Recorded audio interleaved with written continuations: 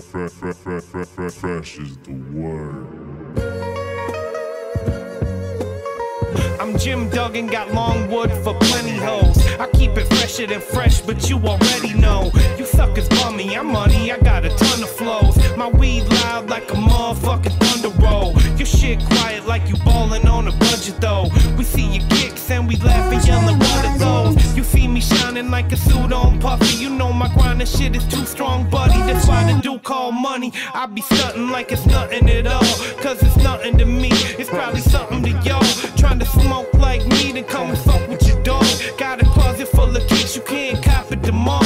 And I'm fresher than the freshest, you can tell it's in my essence. Bitch, you see the way I'm rapping, yes I do this shit to death. Until I'm running out of breath, or tell somebody cut a check. But either way you know it's fresh, but either way you know it's fresh.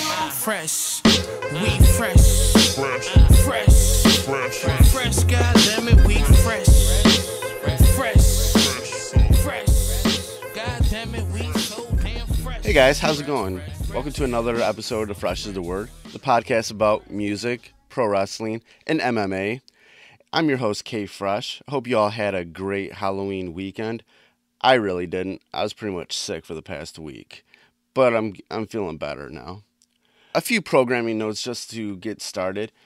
Since I started the second season of Fresh is the Word, I added the new segment, Knuckle Up, with my friend Vstylez, where we talk mostly about pro wrestling and MMA. And I'm having such a great time doing that segment that I'm just going to ditch it as a segment and center the whole podcast from now on around me and Vstylez talking about combat sports, pro wrestling, and mix in some music in there, but all wrapped around real shit, real world shit.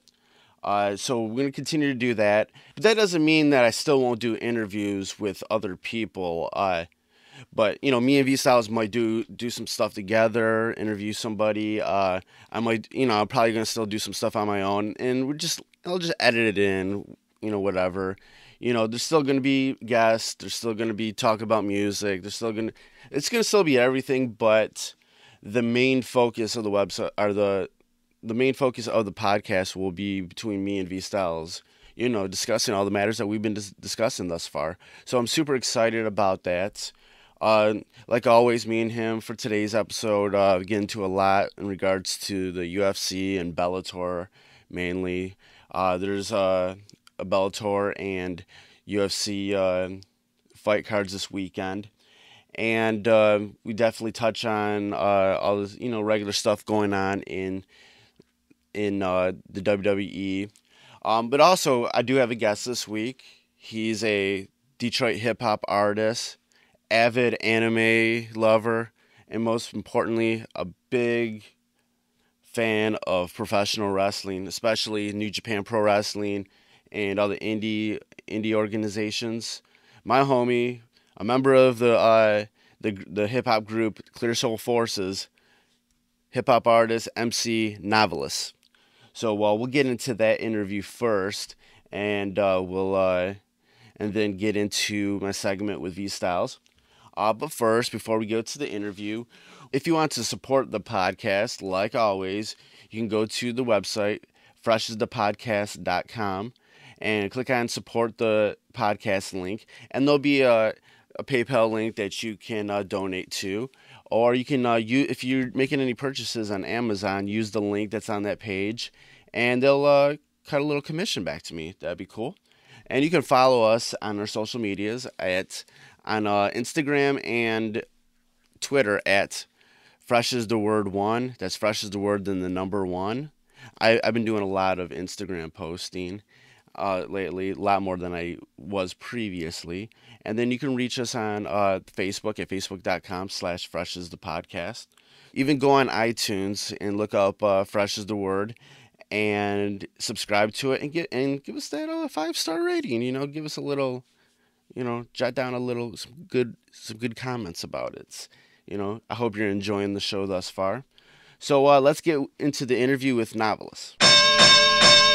All right, as I welcome to the Fresh is the Word podcast, I have here Noveliss, Detroit hip-hop artist, member of the rap group Clear Soul Forces, and more importantly, a pro wrestling aficionado. How you doing, man? I'm good, man. How you doing? Great, man. Great. Start things off, man. I know earlier this year you came out with a EP called Mike Swordz. Tell our listeners a little bit about that. Oh, man. Yeah, Mike Swordz, man.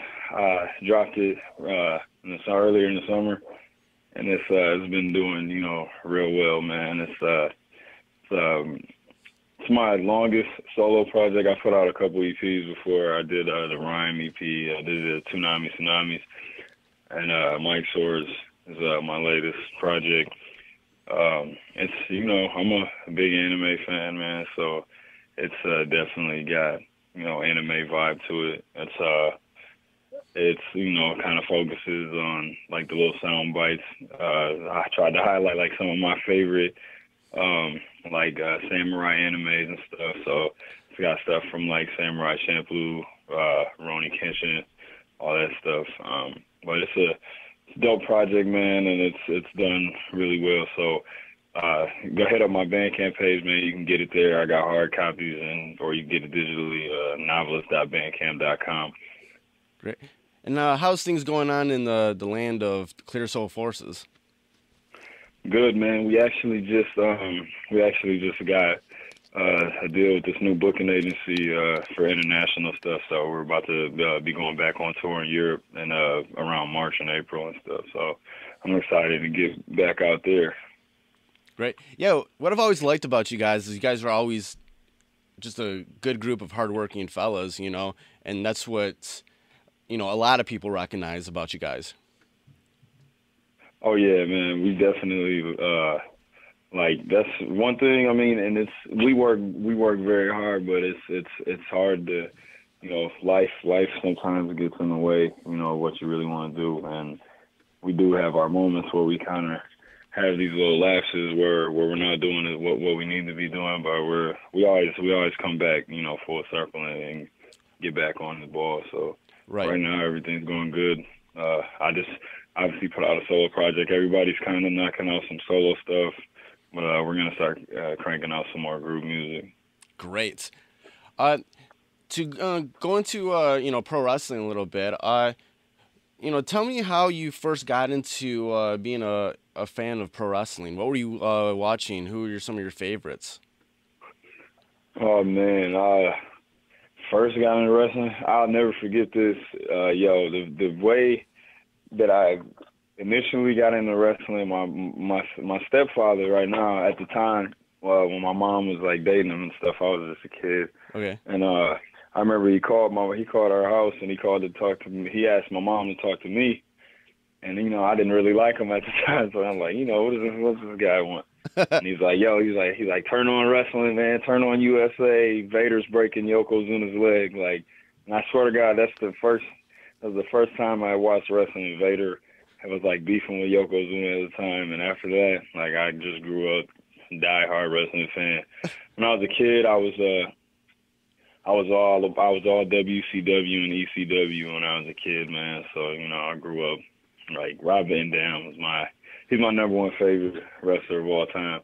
And that's, I mean, if you watched ECW when you were a kid, you were staying up till like 3 a.m. because they used to show it like randomly, like late as hell. Oh, right. And I grew up obviously during NWO times and Attitude Era and stuff. So.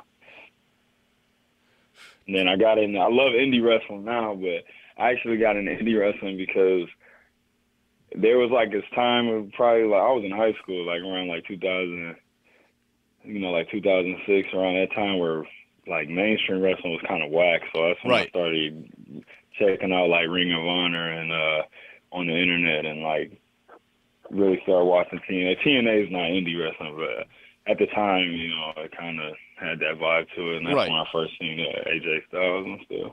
That was a good time for TNA when you had that the whole X Division with AJ Styles and Christopher Daniels and Samoa Joe. Yeah. Oh, dude, they were lighting the place up. They had that one match, that three-way match, was like one of the best matches ever to me. Oh, incredible. That's one of my favorite matches ever. Yeah, and during that time, around the 2006, when that was like when, on the indies, the guys that were big on the indies at that time were the ones that, became the faces of like the WWE like over the past 5 years now. Yeah. So definitely, man. Kevin Owens. Like, it's like these guys, to me, like, it's still so weird, like, seeing AJ Styles as a WWE champion. Like, it's so surreal. Like, it's crazy, man, because I said Rob Van Dam's my number one favorite wrestler ever, but AJ is, like, my number two. And it's like, I'm talking about this dude.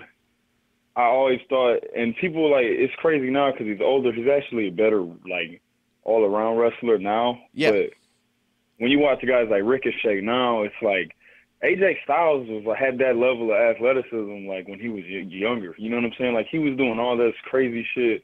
He doesn't do it now, but it's like to see him like reinvent himself and go from that to being like this dog-ass technical wrestler now is like, that shit's crazy. And he's like the WWE champion. Like, this shit still is crazy to me.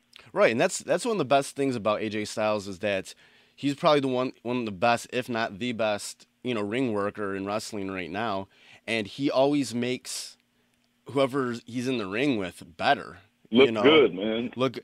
Definitely. Like his match with Roman Reigns that he had earlier this year.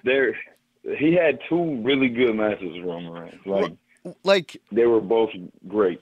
And no one really says Roman Reigns matches are great, Nobody says that, and I will say the thing that he does is he really like knows how to make Roman Reigns' power just be like this you know what I'm saying? Like, he makes his strength so unbeatable. Like, he made him look so good in those matches.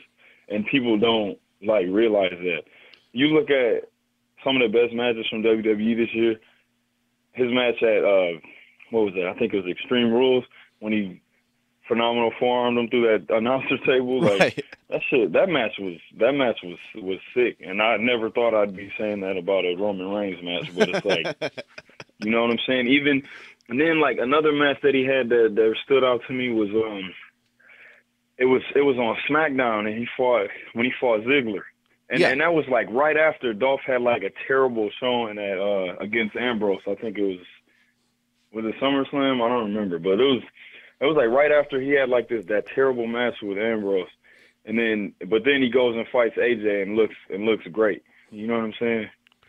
And it's like, next thing you know, now he's the Intercontinental Champion. It's like AJ really makes everybody look good in the ring, and that's like the definition of a great, like an all-time great, top 5, whatever. Oh, definitely.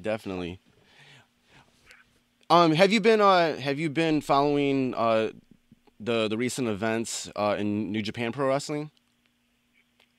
Oh yeah, man. I'm super into New Japan, so I'm up on. Before you get in, I just like the shit that Kenny Omega is doing right now is like. Oh, okay. It's insane, man. Yeah, like I told you when you asked me on Twitter about who the MVPs were. Kenny Omega Definitely. is having the best year. Like, it's he's incredible. having. I just always think it's so crazy when guys that are not from Japan are winning like G1 and are winning, like even Ospreay, like he won Super Juniors, and it's like when you see guys that aren't from there winning like their biggest like tournaments, that's how you know that they're like just unbelievable performers. Like I've known Kenny Omega for a long time, but for like the last few years, but he's just like ascended that ladder in New Japan, like doing shit that I never thought that he would do. And I honestly think that he's about to be the new champion too. Right. And did you watch the King of Pro Wrestling event? Oh my God, man! Yes, Kyle O'Reilly and fucking Shibata. Shibata. That match was crazy. Oh, and I'm a fan of like strikers, so that is like one of my favorite matches of the year. Yeah, and then that event was headlined with Okada versus Marufuji, who's a big name from Pro Wrestling Noah, and then also Kenny Omega went against Goto, and I loved with those two matches, ending that event. It really put a stamp on the build up that they're starting to do towards Okada versus Omega at Wrestle Kingdom in January, and the build is getting very, very good. And earlier this, the beginning of the year when Nakamura and Styles and Gallows and Anderson left, a lot of people were very scared about what was going to happen with New Japan. I think. After they left, it was a little flat for a minute there, but it was maybe for a couple months. But then they were able to reignite some things, and one of the best things has been was with what Kenny Omega's been doing, both by himself and with the Young Bucks, and now this build with Okada is incredible. It is, and one thing New Japan is like really good at is. It's like they know how to work feuds like both ways. Like they're really good at building up feuds to the point where it's like not where they can build a feud of like this Wrestle Kingdom's not going to be till January, but they are going to be able to build up Omega and Okada without it getting stale. Like you're just going to get excited for it. Sometimes when WWE has these feuds going on, like they it's so whack because it's like they're building it up, but they can't have the guy. It's so obvious that they're trying to not have the two touch each other until, you know what I'm saying, until the pay-per-view match. So it gets like stale and it gets boring. Like New Japan's good at building it, and they can also just kind of come up with a feud out of nowhere. You know what I'm saying, and have it be good too. So because when it comes down to a New Japan, their basis on everything is competition. Their feuds are based on competition. Exactly. So you don't need to have a deep storyline or anything. It's just competition. They can they can throw some insults at each other or whatnot, but it's still about competition. And that's why they're able to AJ do all this stuff. And Nakamura was too.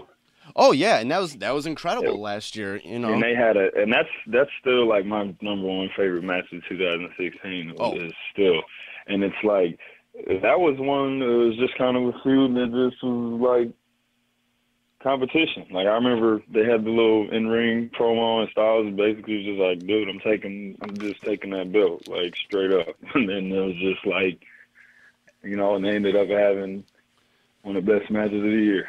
And the funny thing was, the build for that was still good, even though everybody knew that they might be both leaving. Exactly. We were still like, we don't care. And everybody knew. I mean, I knew AJ was leaving. I still didn't think Nakamura was going to go to WWE, but then, obviously he's an NXT champ now, and he hasn't even lost, so they're actually doing a really good job with him.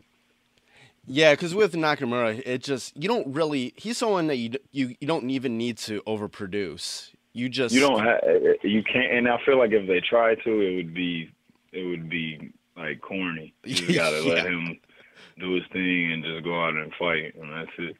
And kind of like the model of what New Japan is does in regards to their feuds is kind of like what the basis of SmackDown is now. A little bit. There is storylines because it's a wrestling show. It's a wrestling show, and it's about competition. So that's why That's why SmackDown has been so much more enjoyable to watch in compared to Raw, which Raw is a show about wrestling. It's a television show. Like it's not. I was like, man, before the draft, like I was watching Raw, every night, every Monday, and now it's like. I haven't even watched a full episode of Raw in I don't know how long, man. And it's because it's so stale, and it's more about you can go a full episode of SmackDown without seeing Daniel Bryan and Shane. Right. I haven't even seen Shane in I don't know how long, but you can't go. You will never go a full episode of Raw without seeing Stephanie and Nick for like an hour. You know what I'm saying? Right, and their segments together are so forced and awkward. You know, it's so terrible, man. It just there's a lot of holes in like just a fear of commitment to anything. To anything, like these cruiserweights are getting their own damn show now. You know what I'm saying? Like that's. Right, I think that's ridiculous. Like, you guys, let's go sign all these talented indie guys and these cruiserweights and bring them to Raw to spice it up.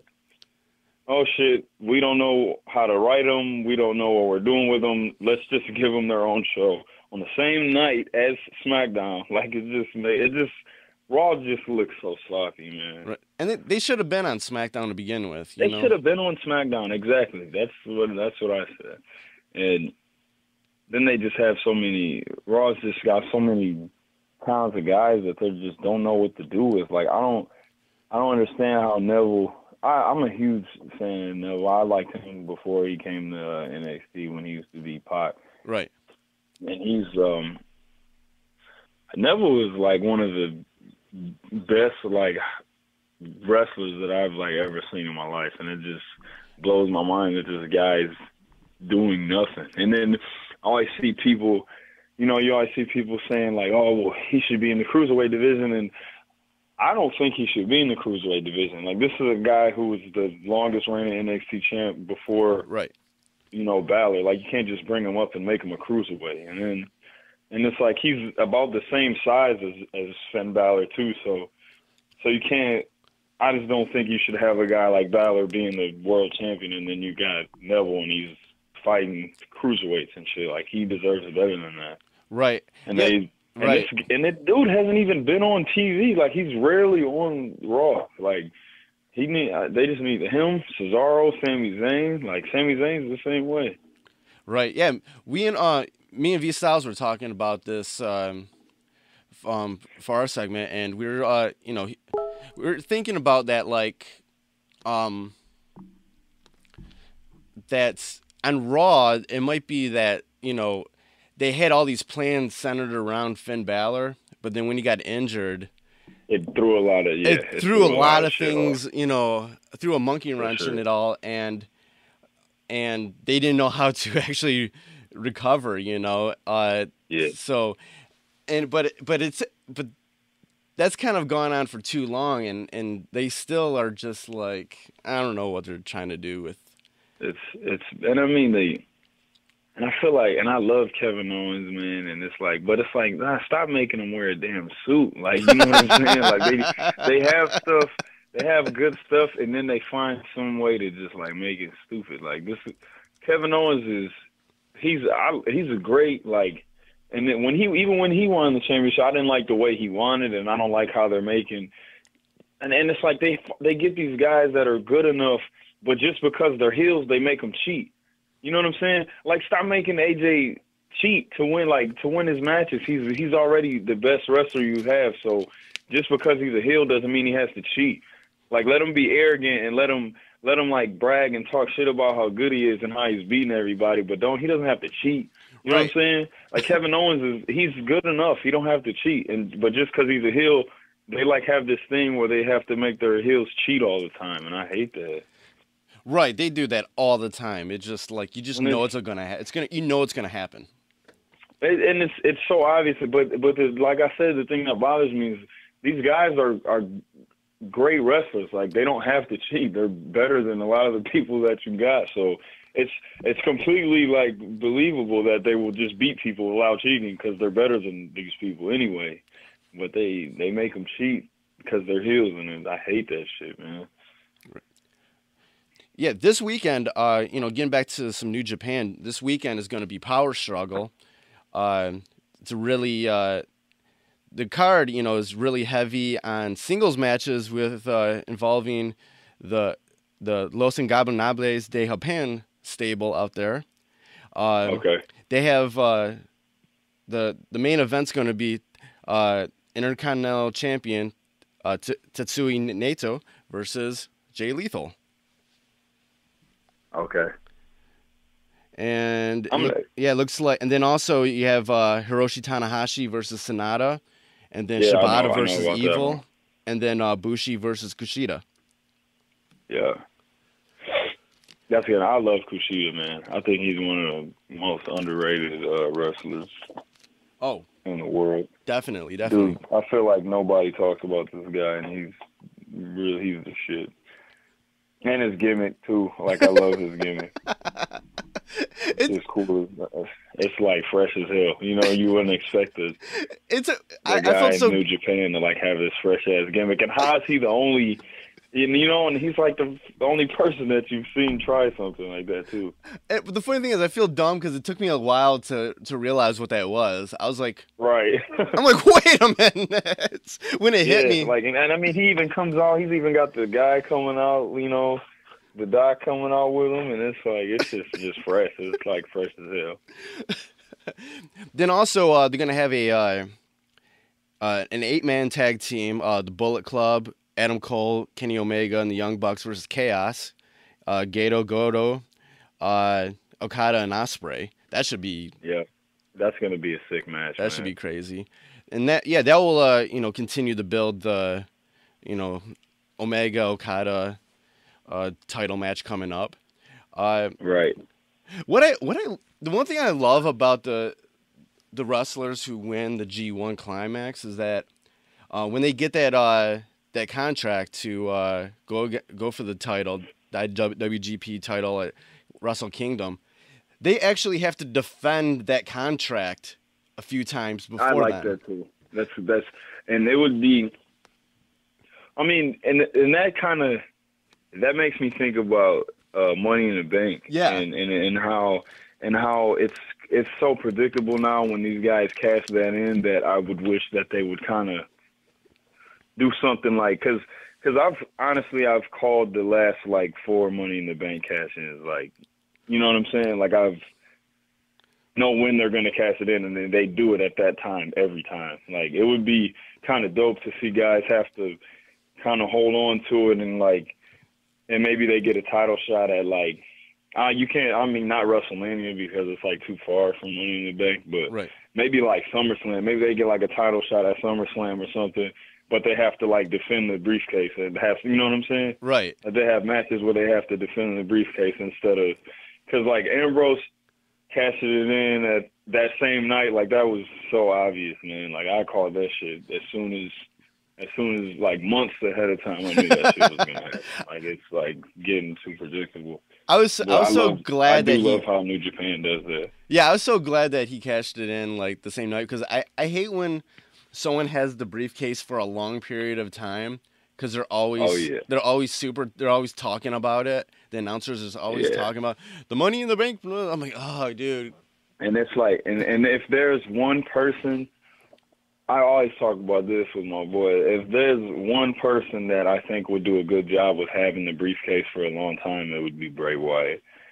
And I feel like, dude, if Bray had the brief Money in the Bank briefcase, like, it would be like complete weird ass like mind games and mayhem with that shit until he like finally decided. Like, I think it would just be, he would probably do a bunch of times where his music would come on and he would think he was cashing that shit in, but he wouldn't. Like, shit would be really good if he had that thing. That would be fantastic, man. I would love that. Are you a fan of the Nato's crew out there in New Japan, Los Ingobernables de Japan? I'm not. I like the stable, but I'm not the biggest Nato fan. I never have been, and I'm also not like. There's a couple guys in New Japan who are like, you know, huge stars out there that I'm not like the biggest fans of. Like I'm honestly not the biggest Okada fan either. Like, for some reason, I just think that he's like severely overrated. Like, I really don't think he's like that great. Like, and that's like, I'm educated. Like, you know, I watched him. I've seen him a lot, so it's not like I'm right. Like, I've seen him enough to like base my opinion on, like, and I feel like that. I just think the Rainmaker is a clothesline. You know what I'm saying? Like, I just kind of be thinking that he's kind of overrated. I think his matches with his matches with Tanahashi they're good, but like they're always getting these, like Meltzer always gives their matches like 5 stars. Right. And I feel like it's because of the story, not that actual match. You know what I'm saying? Like their match at Wrestle Kingdom was good, but it to me it wasn't like 5-star good. Like, you know what I'm saying? But I just think that they've had so many matches, and their backstory is like, if you watch their matches and don't know their story, like you won't think that the match was that good. You know what I'm saying? If you're just kind of turning it on and this is like your first time seeing Okada and Tanahashi fight each other, you won't like appreciate the match properly. You know what I'm saying? Right. And that's just how I feel about Okada, and I've just never really been a big fan of Naito. I liked Naito once he turned heel and started the stable. I liked his I liked everything around that. I love his attitude. Though, man. I do like him better. I like him way better as a heel though. Like I love his slow walk to the ring. Just like his total lackadaisical everything. Like I would his match with Kenny at G1 was like, that shit was great. Oh, fantastic. That was one of the best. Yeah, that was one of the best matches of the year.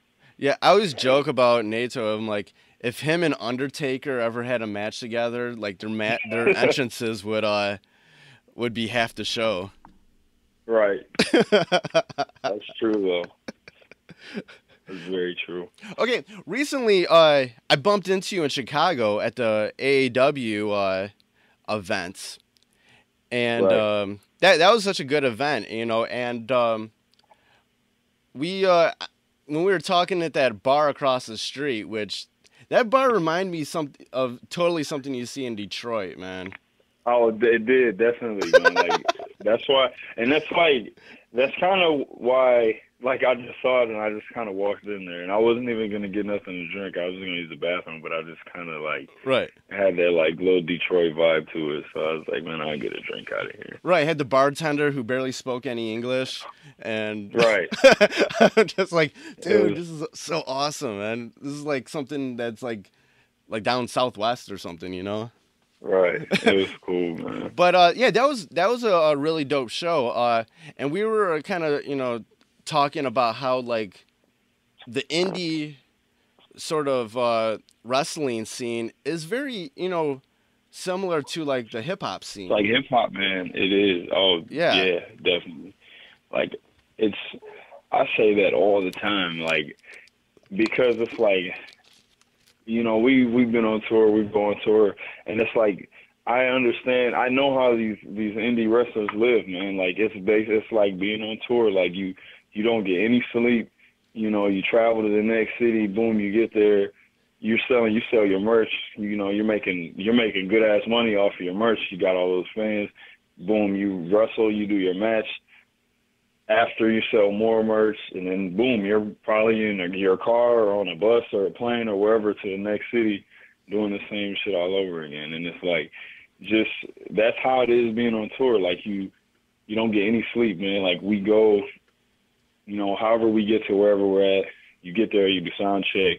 You know, after sound check, you might go get something to eat. You come back, you got the show, sell merch after the show. You know, boom, might go sleep for a couple hours, and it's like you're on to the next place. And just like the level of like, they're so like, I love indie wrestling because it's like it is underground hip hop because they're like so close to their fans. Like, you know what I'm saying? Right. You can go. It's like, and it's like you just think about how we do a show, you know, in Detroit, and it's like you're so close to their fans, but it's like we go do a show in Europe, like we do stay after and sell merch, but like we're so big out there that sometimes we might not get to, you know what I'm saying, connect with like everybody like how we do out here. Right. And it's like I say that because just that was like what, 2 months ago maybe, that show that we saw each other at? Yeah. And it's like I'm kicking it, talking to Cedric Alexander, like, for 20 minutes, you know what I'm saying, taking pictures with him. And it's like, now this dude is on fucking Monday Night Raw. Like, you know what I'm saying? And Right. I'll probably never see him again. Like, you know what I'm saying? Like, shit like that is like, it's just like, it's crazy because you can catch these guys now and talk to them, buy a shirt from them, get their autograph, and it's like, once they get to that WWE level, you're going to be paying fucking $100 extra for a VIP ticket so you can go backstage and see somebody. You know what I'm saying? Right. And it's like, right. And one of the things that I kind of noticed going to shows like that. I've been to like AEW shows, and then I went out to Cleveland for AIW. AIW. And Yeah, I've been there too. yeah, and one thing that I noticed, and it's definitely compares to like the hip hop scene. Definitely, when I first started coming up on the hip hop scene, around 2000 and through the 2000s and stuff like that, and even before then, is that just as like a community, even if it's just the people that come out to the shows, there's Exactly. there's a positivity about it. That yeah, man, and almost a definitely. protectiveness, like everybody knows that the online wrestling fan base can be super negative and it's a bunch of trolls and Right. stuff, but when you go to these actual shows, like these It's indie so shows, much positivity. it's man. so Like, much positivity. Everybody wants to be there. Everybody talks to each other. You just meet new people at each and every one of them. And sometimes you'll have people that come from out of town, like I was doing, and yet you have other people Right. that are coming from other towns, And it's super. And that's what I felt. That's what I used to feel like in our hip hop scene, And Exactly. and that's man. what I'm like getting out of this, like the indie wrestling scene now, and just like it's super positive. It's a lot of unity too, man. Like you go to and that's so true, man. Like internet fans and like I hate when I'm fucking watching like Raw and the fucking crowd is like saying some stupid shit. You know what I'm saying? Right. Or like that's like these people literally go to bitch like and try to be funny. But it's like it pissed me off so bad when Finn Balor and Seth Rollins had their match at SummerSlam and the crowd was like being assholes. Like their match was good, Yeah. and like they were like I can't even remember what the hell they were saying. I think they were doing the CM Punk shit. Like they were just trolling the fuck out of that match, and it's like, dog, you go to some indie shit, and it's like it's just like you're around who actually love and appreciate wrestling. Just like you go to an indie hip hop show and you're around people who love and appreciate hip hop. You're not around people who just had money to fucking spend, so they're just like there, and now don't really care about it. Like you're around, and it's like it's not easy, man. These indie shows, like, bro, I'd drive 5 and 6 hours to go to AEW. You know what I'm saying? Right. Because Right. I love fucking Pentagon Jr. and that's the only shot I'm gonna get to see him is when he's in AEW. So anytime he's there, I go. I've never missed that nigga before. He's at AEW, you know what I'm saying? And it's like same thing with Zack Sabre Jr. Like I love Zack Sabre Jr. So when he's in AEW, like I'm like, bet I'm driving the 5 hours to go see him because I'm not gonna be able to see him anywhere. And then like it killed me when Tommy Yen didn't come to it was that night, the night I saw you at the Berwyn Eagles in Chicago. Yeah. Tommy Yen was supposed to be there. He's one of my favorite wrestlers like in the world, and I was mad because he didn't show up. And it's like, and obviously he's signed with WWE now, so it's like that was my last shot to see him, and I didn't get to see him. You know what I'm saying? Right. But it's like, it is, man. Like even like amongst the wrestlers themselves, like they're in the crowd, they're like mingling with each other and their merch next to each other and like laughing it up and talking and shit. Like just like how you go to a hip hop show, you know what I'm saying? It's like everybody's cool with each other. That shit's definitely like exactly like indie hip hop.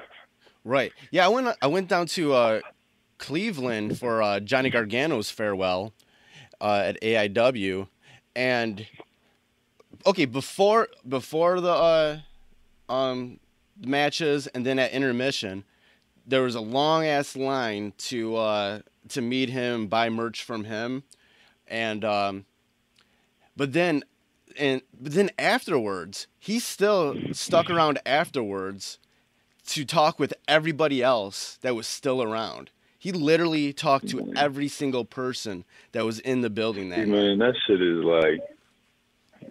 I had a whole new respect for him, man. After that, I was like, wow, he stayed afterwards, and just still kicked it with everybody and took pictures. And it's because, man, on this level, like, they still love it. They love this shit. You know what I'm saying? Like, I've met Johnny Gargano a few times, and he's cool. He's cool as hell. Like, I've met so many indie wrestlers, and they're all just like, they're so cool, and like they love it, and they're like excited. You know what I'm saying? And they appreciate it. And it's like, it's almost like it's so much like music, because it's like, now when these guys blow up, you're not gonna be able to see them.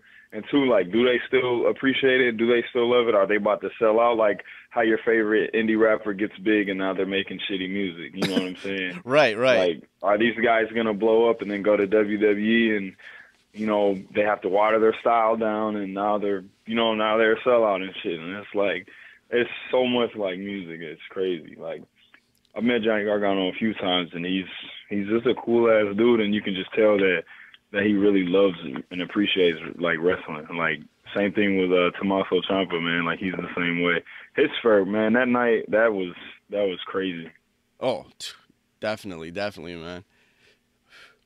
Just to kind of close out this segment of the Fresh is the Word podcast, talking about wrestling. We got NXT Takeover Toronto coming up during Survivor Series weekend. I'm actually going to Toronto for Takeover. Oh man, I wish I could go to that shit. I wasn't able to get a ticket to Survivor Series, but I got a Takeover ticket, and it's going to be headlined by Shinsuke Nakamura versus Samoa Joe. Samoa Joe, yeah. How do you think that's going to go down? I personally would love for. I know the show is going to be like excellent. NXT is like right. NXT is the best, like, WWE program. I think that I want Nakamura to win, and I really want Joe to end up on SmackDown. I want to see him on the main stage, and I think Nakamura needs to be like kind of an unbeatable champ for like a little longer. Obviously, now my dream is that they end up signing Kota Ibushi. You know what I'm saying? And they have a rivalry that would be like sick to me. But I also don't know if they would go ahead and like have two guys that don't speak English too well have, you know what I'm saying, have be like the two faces of the company. But I mean, but it's like they already have Asuka and Nakamura, who are their two champs. So you never know. But I think it's going to be a good match. Their last match was really good too. So I don't think it's going to disappoint. Yeah. And then who do you think is going to end up in the finals for the Dusty Classic? Man, I'm really pulling for Gargano and Ciampa to win that shit, man. Yeah, me too. I really want them to win that. That would be so. And it's like, and then it's like when you going back to the indie scene, like when you've seen these guys like on that indie level, like you feel like you know them. You know what I'm saying?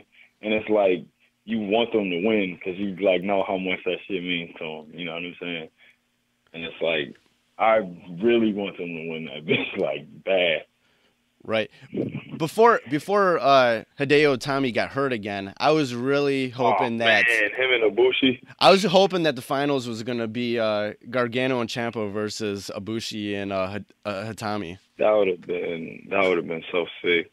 Dude. Yeah, man, he got messed up too, man. I feel bad for him because he keeps getting hurt. Yeah, but that would have been a crazy final. Yeah, and with Hideo Itami, it's just been such a rocky road with him in NXT, and I was hoping for, even a Nakamura Itami sort of feud eventually, man. That would have been incredible. That would have been great too.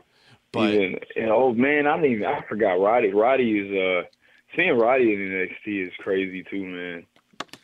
like, Roderick Strong is like, I've been watching him wrestle for so long. Like, when I first started watching Ring of Honor when I was, like, in high school, I remember, like, him, Jack Evans, and, like, Austin Aries had their little stable when they were young as hell, man. Them dudes are, like, 20, 18.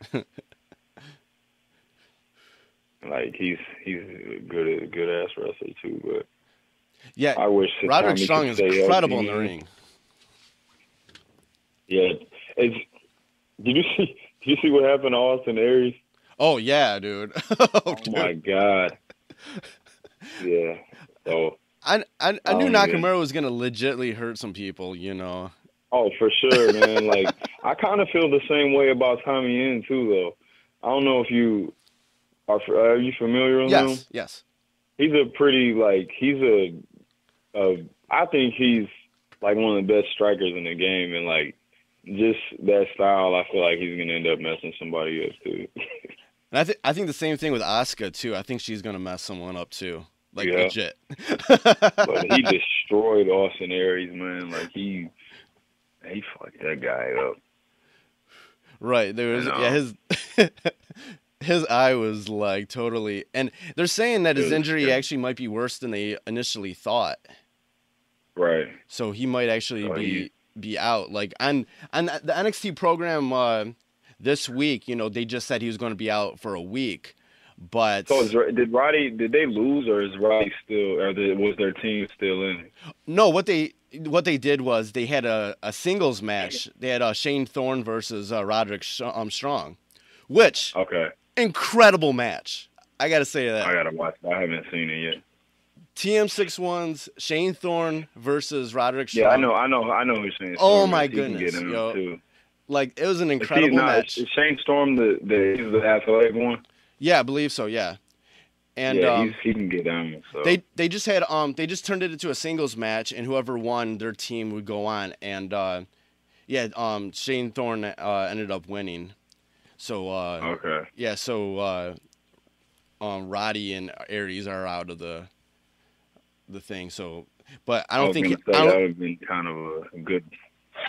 Yeah, because I don't think he could even. I think his injury is actually going to be a lot longer than they initially thought. You know, from that strike from Nakamura. But damn. Cool. But dude, that's about it for the segment with for Fresh is the Word. Thanks for chatting wrestling with me, man. And like I told you off air, dude, I wanted to we should do this more often, man, because you man. You know about the New Japan and indie stuff. Friends that really like wrestling. Yeah, man, I love indie shit too. But tell everybody where they can find you online. Oh man, you can follow me on Twitter. My Twitter handle is at the Noveliss, TheNoveliss. I just got verified, man, on Twitter too. So I saw that. That was dope, man. So follow me on Twitter there. You can get all my music at noveliss.bandcamp.com. Go get my newest project, Mike Swordz, on there too, man, and keep up my group, Clear Soul Forces, man. All right, great, man. And thanks for talking. And talk to you soon, man. Oh yeah, for sure, bro. We gotta do this more often. None of my homies watch wrestling, so. Awesome. So that was my interview with Noveliss, talking a lot of WWE and New Japan Pro Wrestling and indie wrestling. Look for him to come back every once in a while, and we're going to talk turkey some more about pro wrestling. So let's talk wrestling and MMA with Vstylez. So I'm here with Vstylez. I'm ready to talk some pro wrestling and MMA. What's up, dude? Hey, what's good? K-Fresh, you all right? Man, I'm all right. How's your Halloween? Oh, man, hey, a lot of trick-or-treating out there. I love the kids, seeing a couple clowns, gave them the finger, then, they gave it back to me, and it was all love, But, yeah, Halloween is, it's different, man. It's all about the kids, man. They smile and everything is good, man.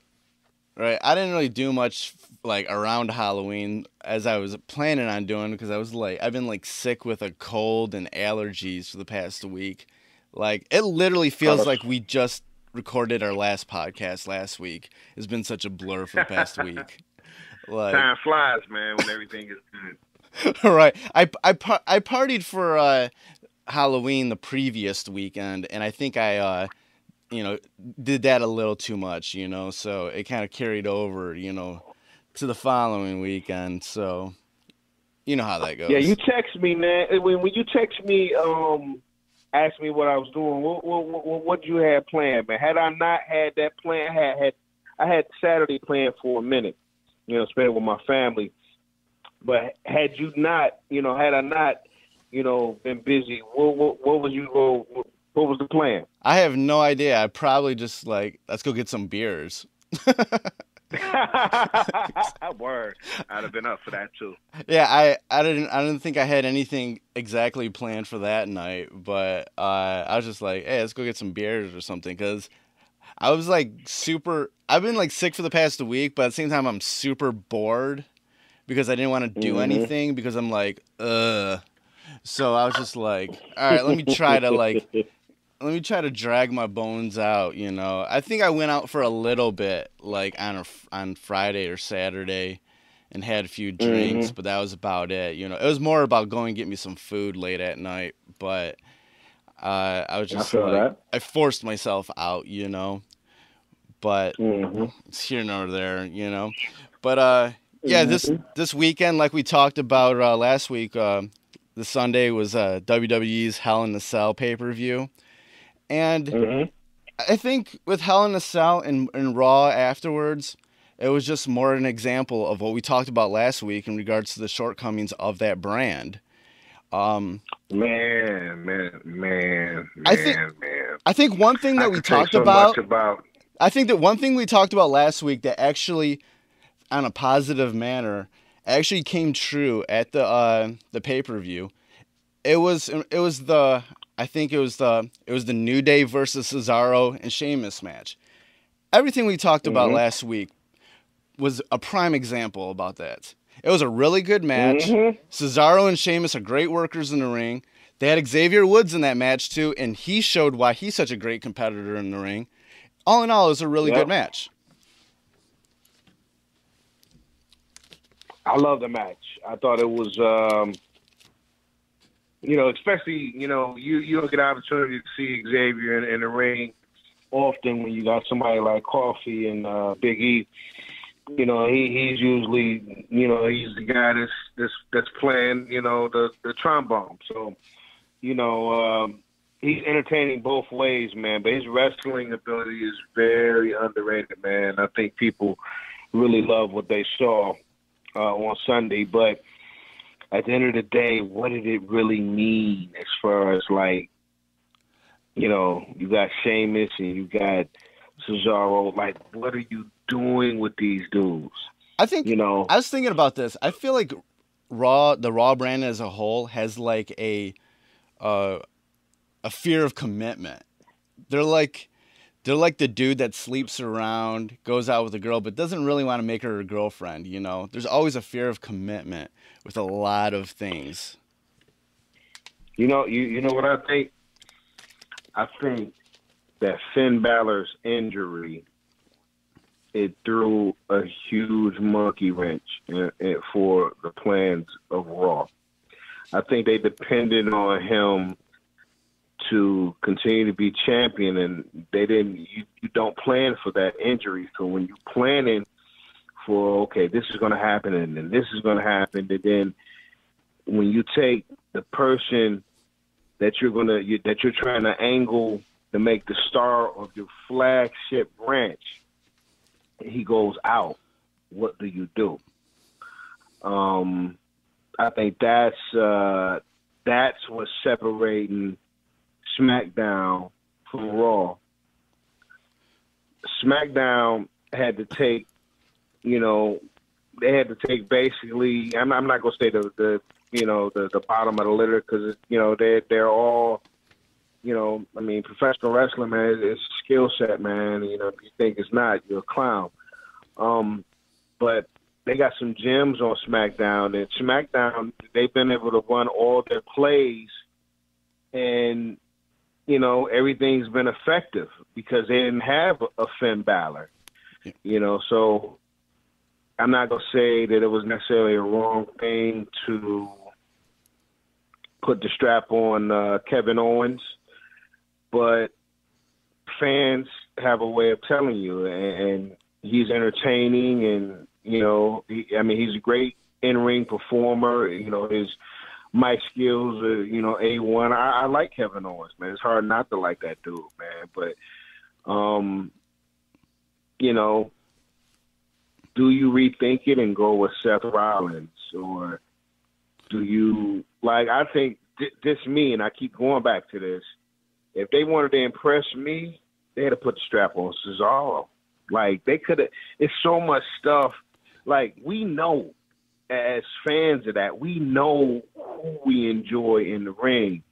And they constantly want to push, you know, people down. They want to shove people, you know, down our throats, that it's like, okay, well, it's like you forcing us to like this, man. Like, that's why we, you know, Roman Reigns, I mean, I get it, but, you know, as fans, do we want to see that? You know, because right now he's going to look like he's about to be in the main event mix again, you know, with what's happening with KO and Jericho and himself and Seth Rollins. He's always in the mixture. Right. And no matter what, when he comes out, the fans are going to boo, because it's like you're forcing this. You're forcing him, you know, down our throats. And, you know, I kind of like him as U.S. champion, man. If you know, like, come up with, like, yeah, I say this every podcast, man. I wish we was the writers, dude. I wish we was the people that would come up, you know, like, okay, no, this would be cool because it would make sense. None of this makes sense, and you're not rewarding the people out there that's really, I'm not going to say everybody's not giving it they all, but when you look at in-ring work, I'm talking about everybody on Raw, when you look at just the in-ring work, man, you know, it's hard not to put Cesaro on that. It's just hard not to. I get Seth Rollins. Seth he top of the food chain. Of course, a healthy Finn Balor. I get that. I mean, you got a lot of guys that's doing some things, man. But, you know, Cesaro is just, you know, just me, he on a whole nother level, man. People not doing the things that he's doing in in that ring. That's just me. You know, I ain't biased. I just call it like I see it. Another thing is, in regards to the comparison of the two brands, since SmackDown, I feel, is more, like I was saying last week, it's a show that's actually, wrestling. You know, it's more competitive based, so they can keep their storylines somewhat basic, limited, yep. And it works. But on Raw, it's more storyline based. So sometimes you need you need to fill in those holes. You need to fill in those loops, and sometimes you have to go, do that swerve or do that little shocking thing. Having Cesaro win would be a shocking thing, and he deserves it. It would be so over the top. You know what it would remind me of?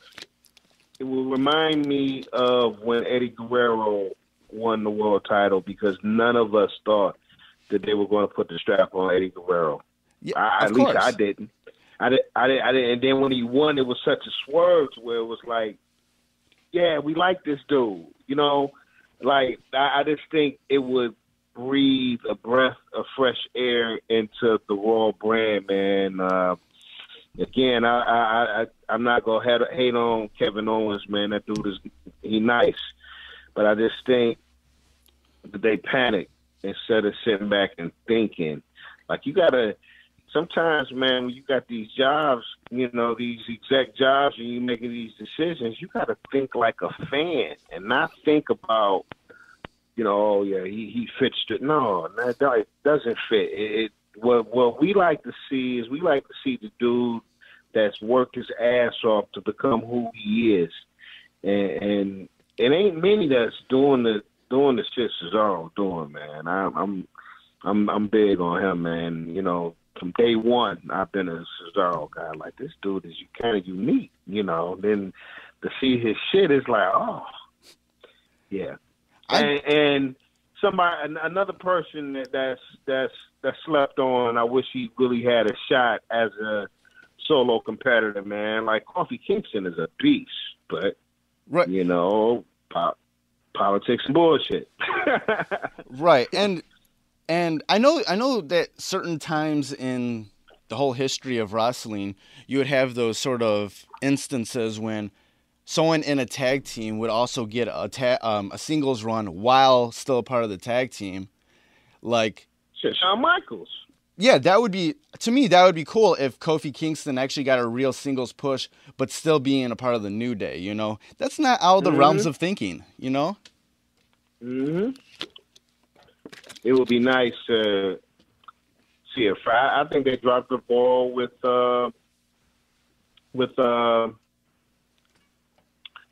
AJ Styles and his crew. Oh, the Bullet Club? Or, I mean, the club? Yeah. Yeah. Man, look. Don't even get me started, man. Gallows and Anderson are the worst booked guys in the product right now.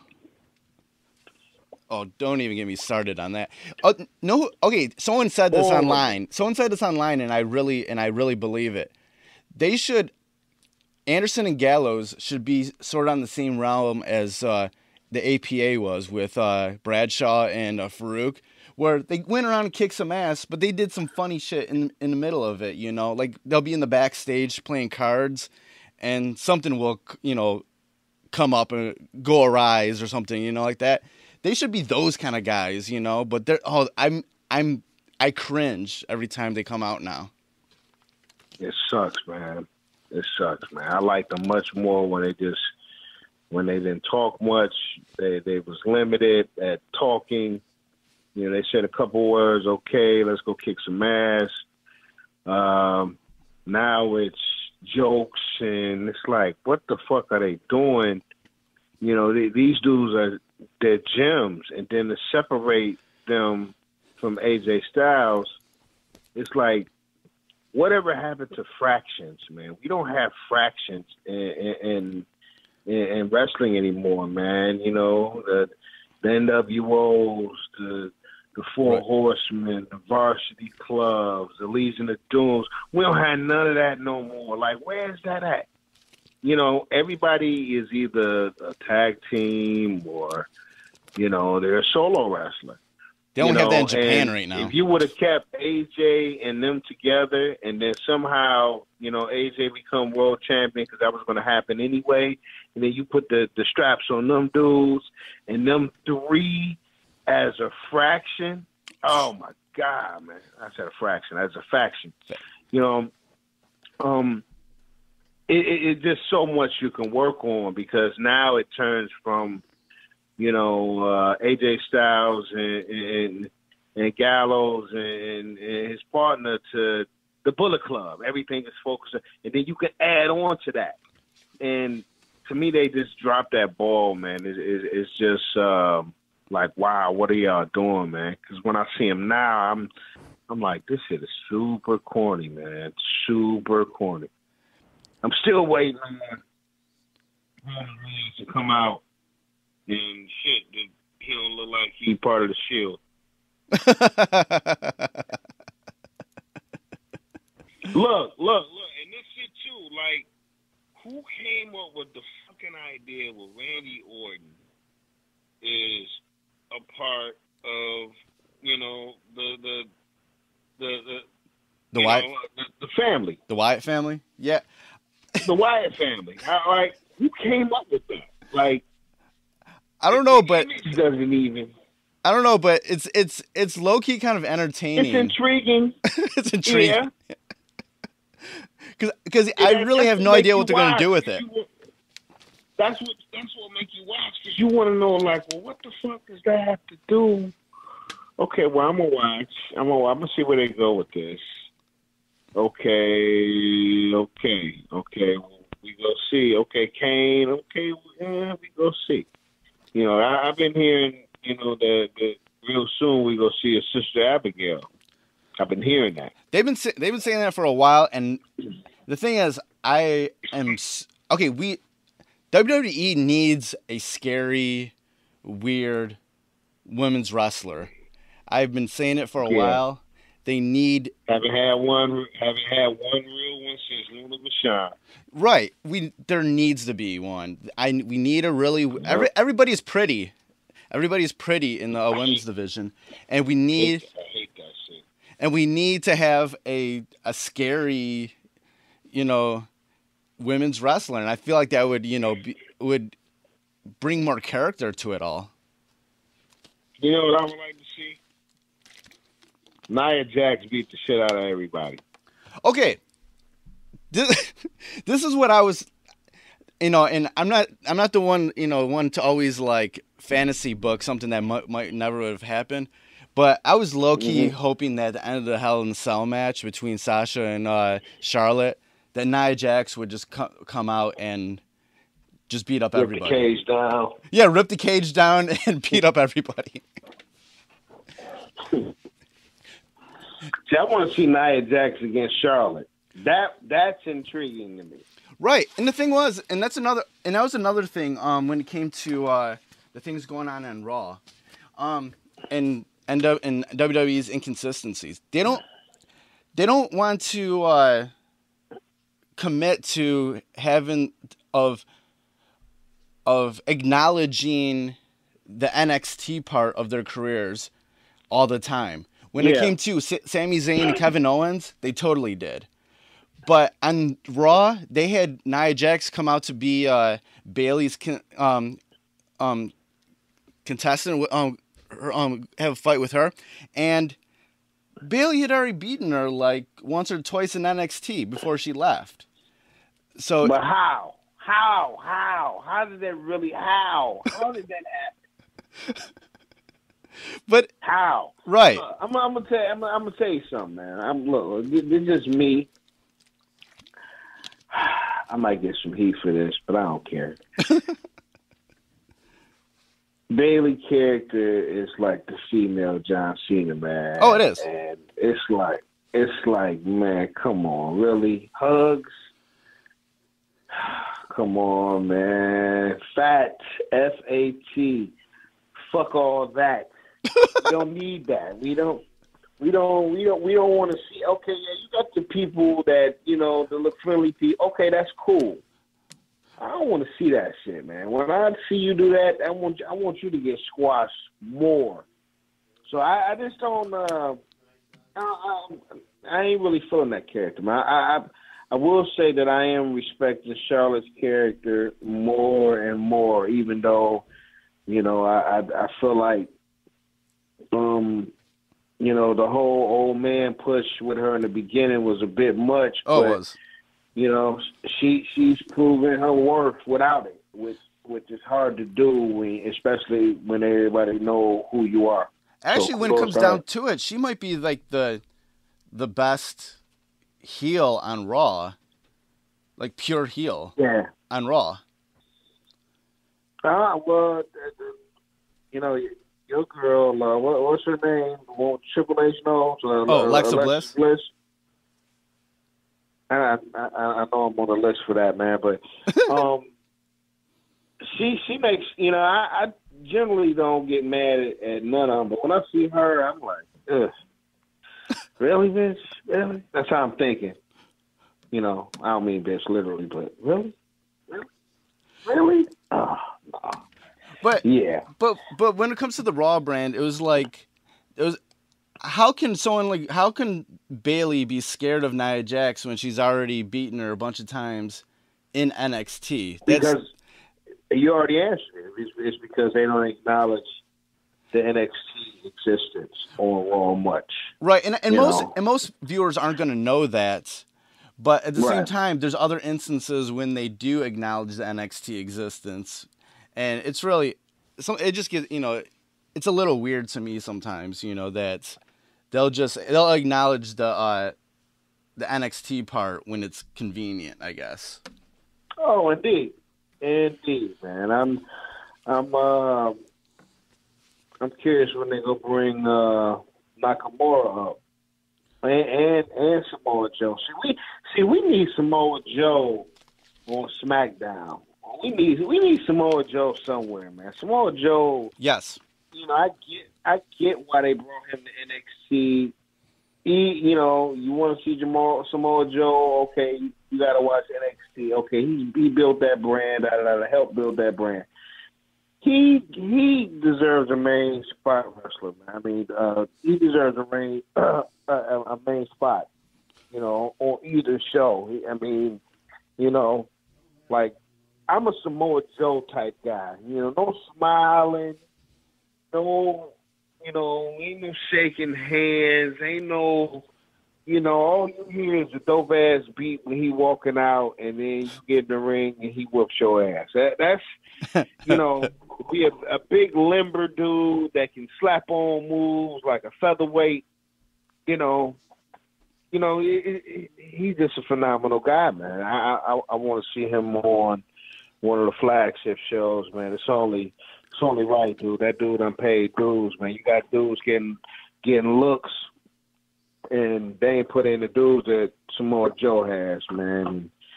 I think they need to take care of that. Oh, definitely. Right. And who wouldn't want to see something like Samoa Joe versus Brock Lesnar? Oh, man. Man. Yeah.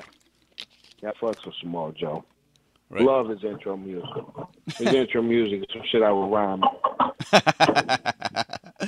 All right, before we move on from Hell in a Cell, there's one more thing I wanted to talk about. Is the whole triple main event thing that they build this as, and the fact that in the end they still had the Sasha versus Charlotte match be the true main event going on last, and for originally Mick Foley kind of leaked it out, insinuating that the Sasha versus Charlotte match would be the main event. But then they eased back on it with this whole, like, triple main event, which you can't do a triple main event. That's half the card, Totally agree. And I feel like the WWE squandered a big opportunity to really they did it anyways, to sort of hype up this women's Hell in a Cell match as a part of this, women's revolution thing that they're doing. I mean, when you look back to, I heard this on another podcast, whatever, they mentioned this. When you look back to the UFC, a company where they were like, Dana White was like, we will never have women in this, blah, blah, blah, at one time. When they finally had the main event, with Ronda Rousey, and there was a bunch of people that were like, nah, blah, blah, blah, she shouldn't be in the main event. They stick to their guns, and we're like, no, they're the main event, blah, blah, blah. No matter how this match turned out, they should have been doing that, just so there was anticipation. You didn't have to wait to figure out what you were anticipating for to the night of, until it happened. They should have just stuck to their guns and been like, this is the main event. Because this triple main event that they had, they spread it out through the whole pay-per-view. So that was just stupid to begin with. And I totally get that. And I agree with certain things. But there were so many blunders in the women's title match to where I understand, why they called it a triple main event. Yeah. I don't think Sasha sold her injury well when she got back in the cage from the miraculous injury. You got to sell right. your injury while you're in there. It's just a lot of things that happen to where it's like, okay, well, wow. And you know, the typical person not going to see that, man. But, you know, people like me and you who watch this religiously, you know, there's certain things that we see. I'm still puzzled on the ending of the match and why it ended like that. To me, it still hasn't been explained. It was so anticlimactic, you know? It's like, say again? It was so, like, anticlimactic. It was, like, very just... It just ended, you know, pretty much. Mm-hmm. Which leads me to believe that there's an injury or somewhat. But they still haven't explained it. Yeah, they didn't acknowledge that at all, like, the next night at all. And they normally do. So... I'm hearing she's going to challenge Charlotte again in December to set up her Bayley versus Sasha for WrestleMania. That's what I'm hearing. I'll be down with that. I'm fine with that. But like I said, like we were talking about earlier, I would really like to have Nia Jax in the picture also. I don't want to see no hugs though, man. Hugs, man. But do you think? Fuck out of here with that. But do you think they'll ever put Nia Jax in the title picture though? I think they're scared. I think it'll be a breath of fresh air because she doesn't fit the quote unquote diva, and you spend so much time making the brand diva, even though that you recently turned it back to the women's championship. But if you look at your entire roster, the only one that look different than everybody is Nia Jax. Right.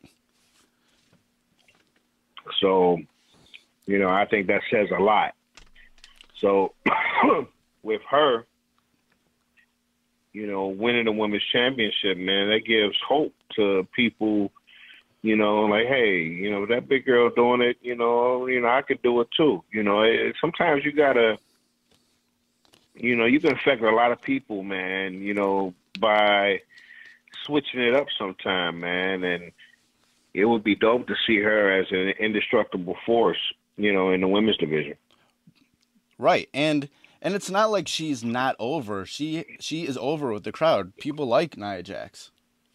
Mm-hmm. Mm-hmm. She's more over than some of her other family members. I'd have loved to seen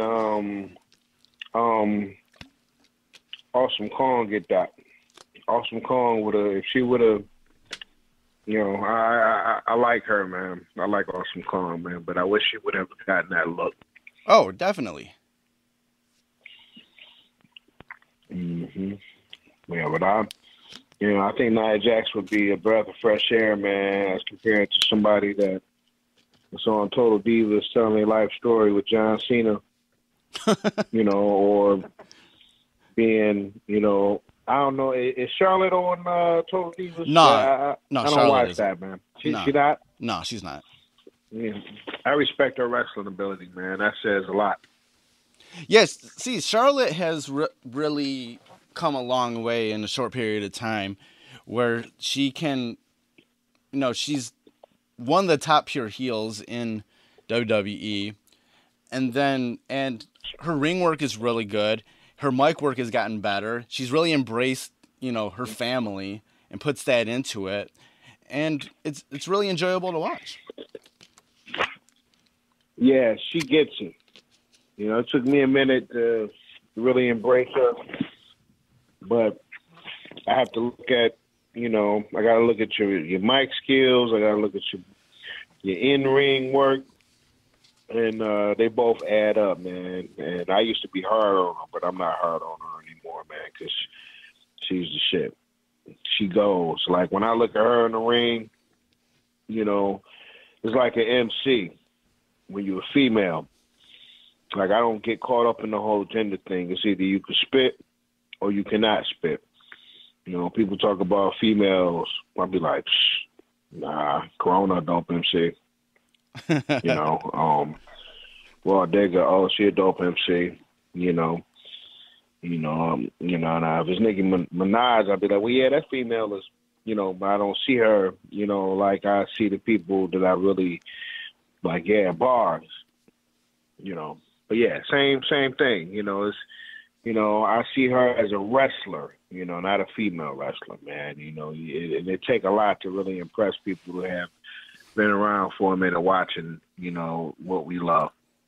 Right. And I feel like people like Charlotte, they want to be thought of like that. They don't want to be thought of just as a women's wrestler. They want to be thought of as just a wrestler, one of the best wrestlers. Yeah. And that's what I get from her, and that's why I like her. Yeah, she's dope. Can't even front on her.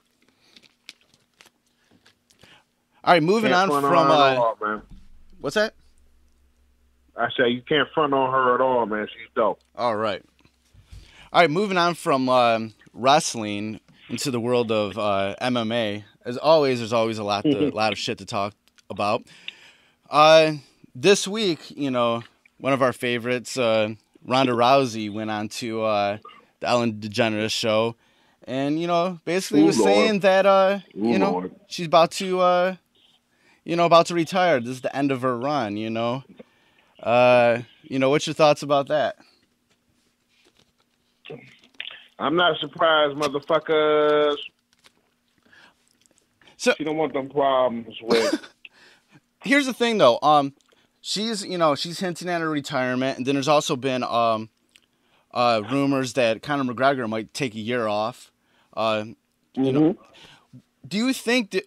What's the UFC going to do if both these people are gone? Who's going to step up? What are they going to do at that point?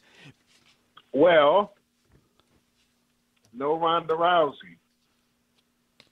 Or no Conor McGregor for a year.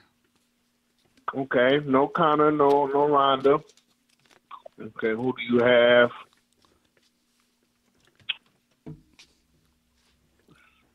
I wish they would do a better job with certain people.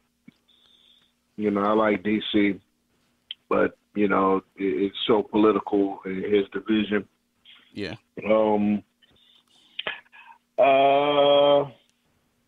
This is me. If I'm trying to get some pay-per-view buys, I make a 145 division featherweight for Chris Cyborg, and fans will tune in to watch her fight and watch her destroy whomever's in front of her. Right. Dana White says that it's not a lot of female fighters. Well, the UFC, they build stars. I don't see why they couldn't find, there's a lot of people on this planet. I don't see why they couldn't find somebody at that weight and build that person's brand, but there are other fighters out there. And wouldn't some of the some of the women that are in the bantamweight, they're doing 135, wouldn't some of them be a little bit more comfortable at 145? Ronda Rousey would. In the Olympics, she was 155, 154. Yeah, but if they made the 145 division, it might inspire more women to actually be a part of that. And some of them might not have to weight cut as much, because there's been times recently where Miesha Tate was having trouble getting down to the weight that she needed to get down to. Holly Holm said she'd go to 145. Miesha Tate said she would go to 145. There's a lot of people that will be willing to go to 145. Imagine not having to cut 10 extra pounds. Right. You walking around at 150, and you only got to cut 5 pounds. You're talking about fighters that fight at 135. They get up, max probably 20 pounds, heavier than what they are. So when they get in training, they might cut 7 to 10 pounds, man, but that last week they got to cut 10 pounds. But if you're already closer to the weight limit, then why cut them pounds? And you walk around at that weight every day. It ain't doing nothing, but it's enhancing your strength because you ain't got to cut that much. But when you cut, and I don't think fans understand weight cuts, man. Chris Cyborg, man, she's a big chick. She walk around 175, 180, man. So she got to cut way more. She has to stay. She got to stay within her boundaries, man, to really make 140, man. That's cutting a lot of weight, man. And, and cutting weight is a lot different for the women than it is for the men, so that's something. It's completely different because now you fucking with the organs. Yeah. So when you fucking with your organs and you might have a bad weight cut, but it also might cause you to not have kids anymore. Like it's totally different than what it is for the men. Smart thing to do would be make a 145 division. Put the ball in Cyborg's hands and let it go from there.